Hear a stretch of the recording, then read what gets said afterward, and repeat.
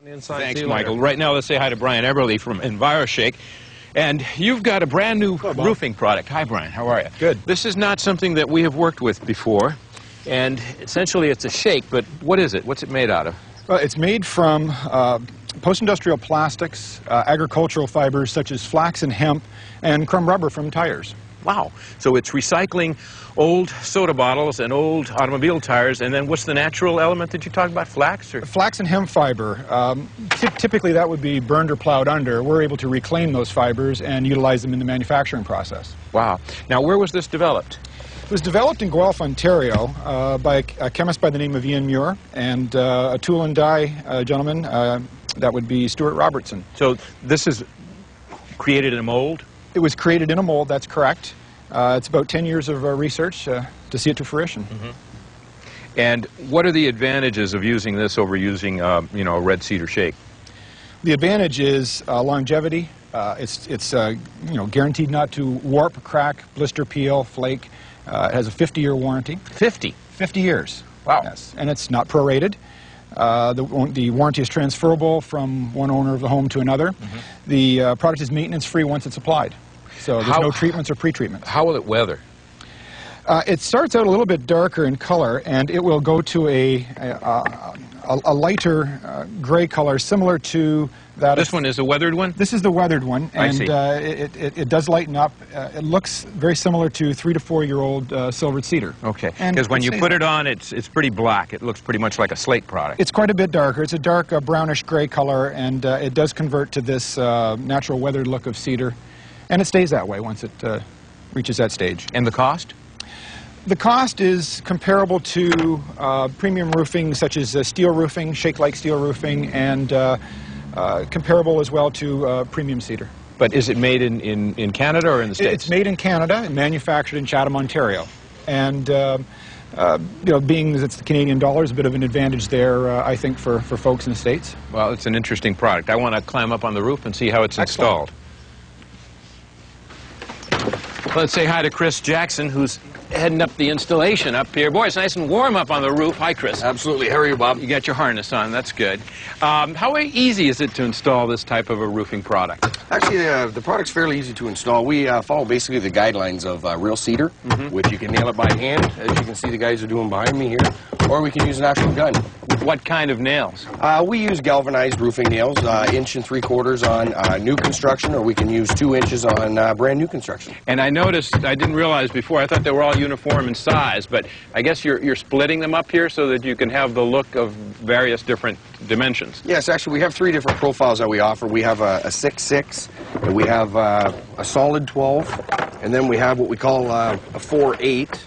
Now, do you have to, right through here. How do you split them? Do you have to use a saw, or do you have to use a knife, or what? Depending on which part of the roof you're working on. In our valleys, what we do is we can use a handsaw. We just make a template plate on our system, or we have the availability to snap them right like this. So you can just split them like you would an ordinary wood shingle. Absolutely. Do you have to worry in a roof like this, especially with the dark color, about expansion and contraction as it heats up and then cools down? Actually, our testing methods have allowed us to have very, very minimal expansions, less than 2%.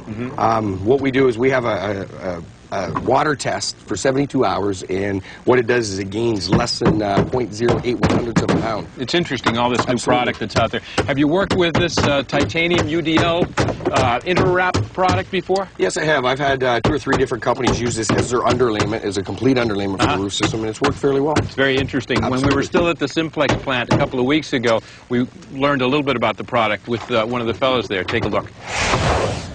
All right, Dave. So this is one of the neat things about these modular houses is that the part of the roof will just fold into place. Yeah, again, that's that great hinge design we talked about earlier. And instead of putting felt paper like we normally do in many construction projects on the roof, we got something else. This is a new product from InterWrap, and it's called Titanium UDL, a synthetic roofing underlayment. What do you know about it? Well, Bob, the things that we're excited about with it is it's very tear resistant. And yeah, it really is. The fact is that we're sending boxes down the road, and there's a lot of wind sometimes. This is going to be a great product for us to ship houses. Yeah, and you use a different kind of nailer with it, don't you? Yeah, this is a really neat gun. If you look at this gun, the gun has the cap built in with the nail. So when they shoot it, it automatically shoots the cap and the nail at the same time. I think they'd like to have it up there. Great tool.